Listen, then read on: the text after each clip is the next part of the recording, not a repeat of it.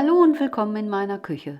In diesem Video zeige ich euch einen denkbar einfachen Aprikosenkuchen, bestehend aus einem Rührteig, Aprikosen und gebackenem Eischnee.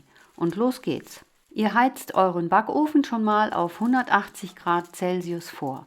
Dann wird die Backform vorbereitet, der Boden wird mit einem Backpapier bedeckt, der Rand festgeklemmt und das Papier ringsum abgeschnitten.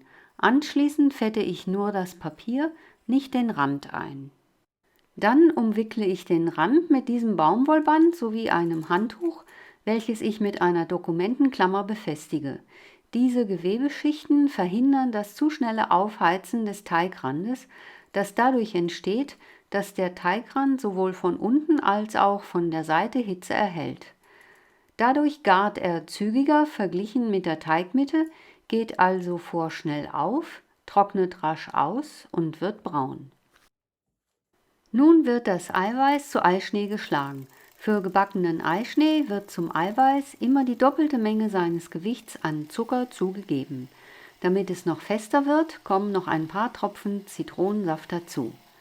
Da Eiweiß nur steif wird, wenn sich kein Fett bzw. kein Eigelb darin befindet, schlage ich Eiweiß immer zuerst und anschließend die anderen Komponenten des Teiges. Es erspart mir, die Quirle meines Mixers zwischen den Arbeitsgängen abwaschen zu müssen.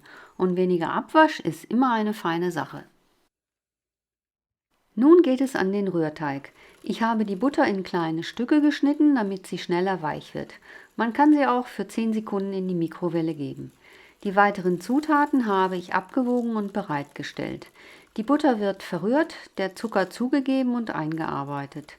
Butter enthält ungefähr 20% Feuchtigkeit und diese nimmt der Zucker jetzt auf und löst sich auf.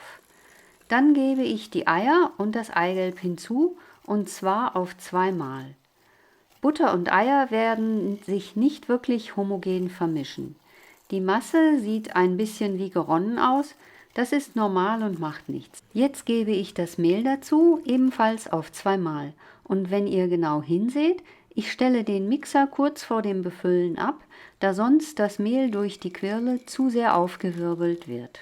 Das war's auch schon. Die zweite Portion Mehl muss jetzt noch eingerührt werden und fertig. Der Teig sollte von jetzt an nicht mehr sehr lange bearbeitet werden.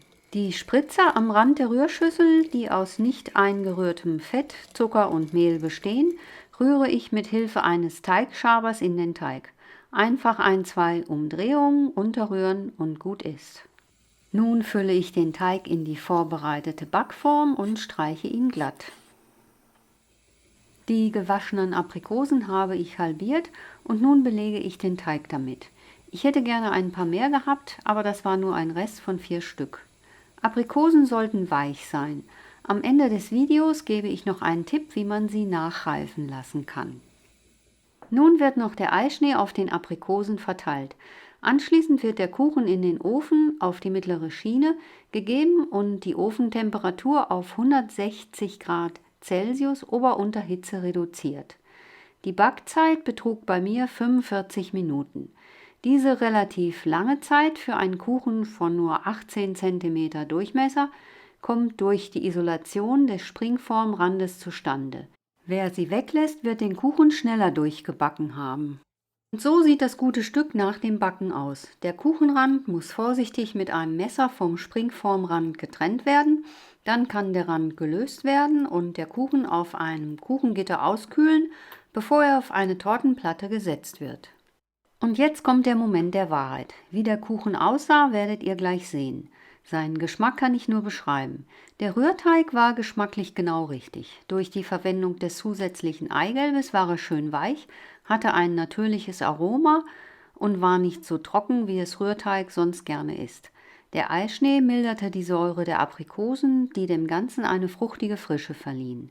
Und da man auf einem Bein auch nicht so besonders gut stehen kann, gab es noch ein zweites Stück. Und hier noch mein Tipp zum Nachreifen von Aprikosen. Legt sie in eine Kiste zusammen mit reifem Obst und deckt sie ab. Ich hoffe, euch hat meine Anleitung gefallen. Bitte abonniert meinen Kanal, das unterstützt mich bei meiner Arbeit und auch ein Daumen nach oben wäre ganz toll. Zutaten und Mengenangaben findet ihr wie immer unten in der Beschreibung. Viel Spaß beim Nachkochen und wie immer guten Appetit!